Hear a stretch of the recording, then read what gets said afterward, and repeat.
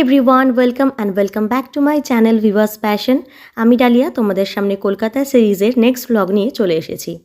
গতকালের ব্লগে তোমরা দেখেছিলে যে আমরা অ্যাক্সেস মলে ঘুরতে এসেছিলাম, আর আজকে কিন্তু ঠিক তারপর থেকে ব্লগটা স্টার্ট করছি। সেদিন রাতে এসে কোনো ব্লগ করা হয়নি। তারপরের দিন সকালবেলা সকাল আমার হাজব্যান্ডের একটা কাজ ছিল, তাই কিন্তু ও বেলঘরিয়া গেছিলো। আর সেই টাইমটাতে ভিয়ানকে নিয়ে আমি আমাদের হোটেলে ব্রেকফাস্টও করে নিয়েছি। সেই ব্রেকফাস্টের কিছু ক্লিপ তোমাদের সাথে শেয়ার করব।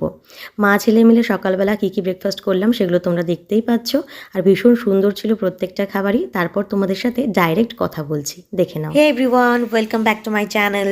তো কালকে রাতে মল থেকে এসে কোনো ব্লগ করিনি। কালকে সুগার কসমেটিক্সের অনেক কিছু কিনেছি, আর আমি আমার জন্য জুডিও থেকে জুতো কিনেছি, তো সেগুলো পরে দেখাবো। এখন দুপুরে লাঞ্চ করলাম আমরা। লাঞ্চ করে নিয়ে এখন আমরা রেডি হয়েছি সুইমিং পুলে যাওয়ার জন্য। আমাদের হোটেলেই সুইমিং পুল আছে, তো সেই পুলে যাব। তো চলো পুলে গিয়ে দেখা করছি।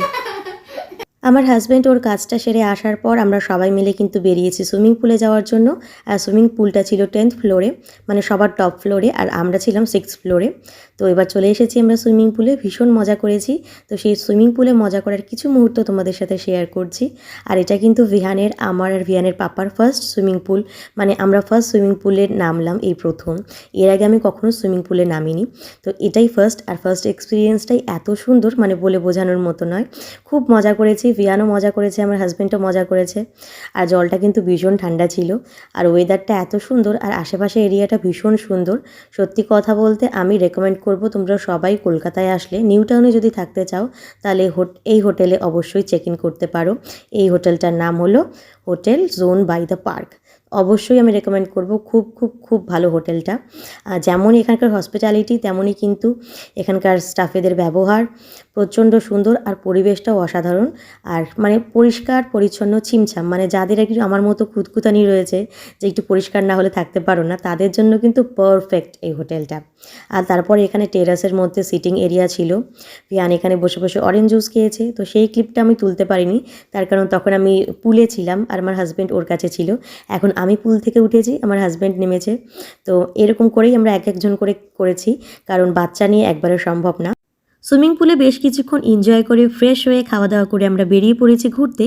আর আমরা এখন যাচ্ছি কোথায় ঘুরতে, তোমরা নিজের চোখেই দেখে নাও। আমরা এসেছিলাম ভিয়ানকে নিয়ে সায়েন্স সিটিতে, কারণ ও এখন অনেকটাই বড় হয়েছে, আর এখন ওর এইসব কিছু দেখা উচিত। এর আগের বার যখন কলকাতায় এসেছিলাম তখন কিন্তু ওকে শুধু আমরা জু দেখিয়েছিলাম, তবে এখনও বুঝতে শিখেছে, নানা প্রশ্ন করে, তাই ভাবলাম সায়েন্স সিটিটা ঘুরিয়ে দেখানো যাক। ভিয়ান, ইয়ামি, তোমার কি খাওয়া শেষ?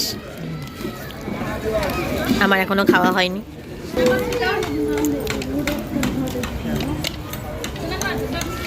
হ্যাঁ, লাইট আসছে না, একদম অন্ধকার আসছে ছবিটা। ভিয়ান তো ভীষণ হ্যাপি সায়েন্স সিটিতে এসে, বিভিন্ন জিনিস দেখছে, আর তারপর ওর পাপাকে আর আমাকে প্রশ্ন করছে এটা কি ওটা কি, আর ওর পাপাও কিন্তু ওকে সুন্দর করে বুঝিয়ে দিচ্ছে প্রত্যেকটা জিনিস। আর তারপরে এসেছিলাম এই মিররগুলোর এখানে। তো এখানে দেখো ভিয়ান যখন দেখতে পাচ্ছে এতগুলো আয়নায় ওকে দেখা যাচ্ছে, ও তো ভীষণ খুশি হয়ে গেছে। এছাড়াও কিন্তু আমরা 3D শো দেখেছি এখানে, আর টাইম মেশিনে ট্রাভেল করেছি। তোমাদের সাথে সেই ভিডিওটাও শেয়ার করব। ভীষণ এক্সাইটিং আর ইন্টারেস্টিং বিষয়টা, তোমরা দেখতে থাকো। হারাবে না বাবা, হারাই যাবে।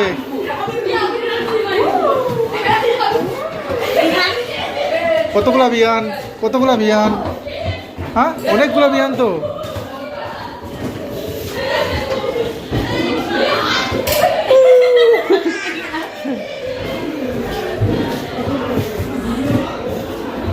এগুলো জায়গায় হিন্দি বইগুলোতে দেখা তো খুব।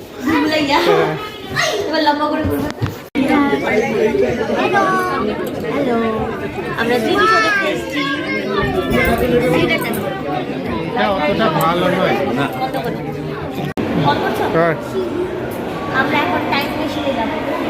তোমরা তো দেখতেই পেলে আমরা টাইম মেশিনে এখন উঠবো। এই যে সাদা রঙের মেশিনটা দেখতে পাচ্ছ, এটাই কিন্তু টাইম মেশিন। এর ভেতরে কিন্তু সিনেমার থিয়েটারের মতো একটা বিশাল বড় স্ক্রিন রয়েছে, আর সেখানে বসার জায়গাও রয়েছে। সেখানে বসে স্ক্রিনের মাধ্যমে আমাদেরকে টাইম ট্রাভেলিং করানো হবে। খুব সুন্দর একটা 3D শো ভেতরে চললো, আর সেটা কিন্তু খুব এনজয় করেছি আমরা, সত্যি অসাধারণ ছিল। আমরা যাচ্ছি এখন বিশ্ববাংলা গেটের উপরে ওই হ্যাঙ্গিং রেস্টুরেন্টে ডিনার করতে। ফাইনালি অনেক দিনের ইচ্ছে ছিল আমার যে কলকাতায় আসলে এখানে ডিনার করব, আজকে এখন যাচ্ছি। টিকিট কাউন্টারে চলে এসেছি এখন আমরা টিকিট কাটতে বিশ্ব বাংলা রেস্টুরেন্টের উপরে যাব। এই যে এদিকের একজনে পা চুল করছে, মশা কামড়েছে বলে। এভরিওয়ান, ঘুরে টুরে চলে এলাম। আর আজকে ইচ্ছে ছিল ভীষণই যে বিশ্ব বাংলা রেস্টুরেন্টের গেটের ওখানে গিয়ে আমরা ডিনার করব। তো আমার তো একদমই জানা ছিল না যেটা আগে থেকে বুক করে যেতে হয়। একটা চেয়ার টেবিলও খালি নেই, পুরো বুক।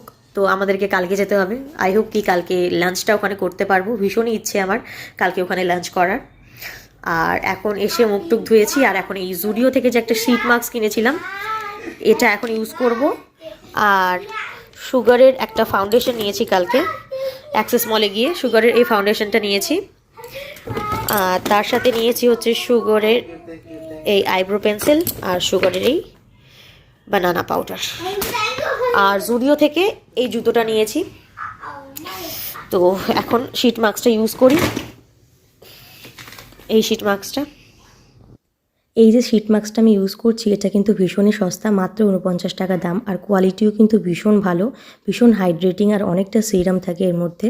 তোমরা চাইলে কিন্তু তোমাদের নিয়ার বাই জুডিও স্টোর থেকে এটা কালেক্ট করে নিতে পারো। এই শীট মাস্কটা কিন্তু অনেকটা গুড ভাইবসের শীট মাস্কের মতো, ভীষণ সুন্দর একটা স্মেল আছে। আর সিরামটাও কিন্তু ভীষণ হাইড্রেটিং, স্কিনটাকে অনেক গ্লো করে। আজকের এই ব্লগটা এখানেই শেষ করছি। যদি ভালো লেগে থাকে তাহলে অবশ্যই একটা লাইক করো। তোমাদের একটা লাইক আমাকে অনেকটা মোটিভেট করে সুন্দর সুন্দর কন্টেন্ট ক্রিয়েট করার জন্য। আর নেক্সট পার্টে শেয়ার করব পরের দিন আমরা কোথায় কোথায় ঘুরতে গেলাম। তো সেগুলো যদি দেখতে চাও তাহলে কিন্তু চ্যানেলটা অবশ্যই সাবস্ক্রাইব করে নিও। পাশে থাকা বেল আইকনটা অবশ্যই হিট করে দিও যাতে সময় মতো নোটিফিকেশনগুলো তোমাদের ফোনে পৌঁছে যায়। আর তোমরা চাইলে তোমাদের ফ্রেন্ডস এবং ফ্যামিলির সাথেও ব্লগগুলো শেয়ার করতে পারো। আজকে এখানেই বিদায় জানাচ্ছি। সবাই খুব ভালো থেকো, বাই। দেখা হচ্ছে নেক্সট ব্লগে।